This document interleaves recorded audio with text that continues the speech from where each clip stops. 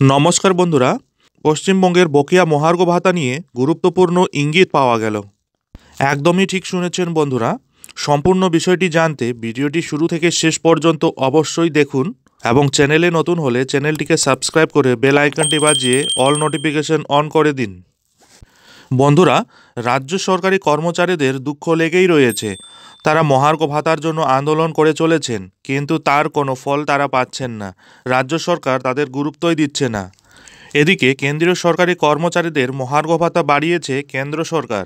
তাদের ডিএ এখন 46%, আর সেই জায়গায় দাঁড়িয়ে রাজ্যের সরকারি কর্মচারীদের মহার্ঘ ভাতা 6%, মানে 40%-এর পার্থক্য। 2024 সালে আবারও কেন্দ্র তাদের কর্মীদের ডিএ বাড়াবে, তখন তাদের মহার্ঘ ভাতা দাঁড়াবে 50%, যেটি তাদের বেসিকের সাথে যুক্ত হবে। এর ফলে তাদের বেতন অনেক বৃদ্ধি পাবে। বন্ধুরা, দেশের আরও অনেক রাজ্য তাদের সরকারি কর্মচারীদের জন্য ডিএ বাড়িয়েছে। শুধুমাত্র এই রাজ্যের সরকারি কর্মচারীরা যত বঞ্চনার শিকার হচ্ছে। তাই সরকারের সাথে আলোচনায় বসার জন্য আবেদন জানানো হয়েছে শিক্ষক সংগঠনের তরফ থেকে।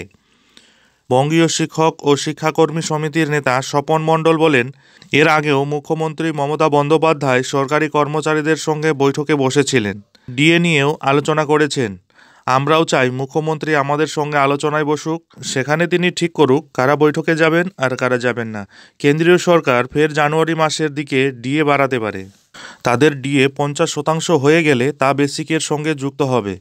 ফলে আগামী বছর যখন ডিএ ঘোষণা করবে কেন্দ্র, তখন বিপুল হারে বেতন পাবেন কেন্দ্রীয় সরকারি কর্মচারীরা। আমরা মাত্র 6% ডিএ পাচ্ছি। ক্রমাগত দ্রব্যমূল্য বৃদ্ধির জন্য যে ডিএ পাচ্ছি তাতে আমরা বিপদে পড়ে গেছি। আমরা চাই অতি দ্রুত মুখ্যমন্ত্রী এই ব্যাপারে হস্তক্ষেপ করুন, আমাদের জন্য ডিএ ঘোষণা করুন। সরকারি কর্মচারীদের যে ডিএ প্রয়োজন তা স্বীকার করেছেন সরকারি কর্মচারী ফেডারেশন। এই সংগঠনের নেতা প্রতাপ নায়েক বলেন, ডিএর প্রয়োজনীয়তা রয়েছে সরকারি কর্মী বা শিক্ষকদের। মুখ্যমন্ত্রী মমতা বন্দ্যোপাধ্যায় ডিএ দিয়েও দেবেন। তিনি কোনোদিন বলেননি যে ডিএ দেবেন না। তবে কেন্দ্রীয় সরকারের বঞ্চনার বিষয়টাও মাথায় রাখতে হবে। তিনি আরও বলেন, মুখ্যমন্ত্রীর এর আগেও সরকারি কর্মচারীদের সঙ্গে বৈঠকে বসেছেন এবং তাদের কথা শুনেছেন, ভবিষ্যতেও শুনবেন। আমাদের সঙ্গেও তার বৈঠক হবে, সেদিন এখনও স্থির হয়নি। তবে আমরাও মুখ্যমন্ত্রীর কাছে সরকারি কর্মচারীদের বিষয়গুলো তুলে ধরব। এই সরকার এমনিতেই কর্মীদের উপর দরদি। আমরা আশাবাদী ডিএ নিয়েও ঘোষণা হবে। তবে কেন্দ্রীয় বঞ্চনাটাও মাথায় রাখতে হবে সরকারি কর্মচারীদের। সংগ্রামী যৌথ মঞ্চের তরফ থেকে ডিয়ারনেস অ্যালাউন্সের দাবিতে একাধিক কর্মসূচি নেওয়া হয়েছে। নবান্ন ঘেরাও করা হবে বলে ঘোষণা করা হয়েছে তাদের পক্ষ থেকে। তবে যৌথ মঞ্চকে গুরুত্ব দিতে নারাজ প্রতাপ নায়েক।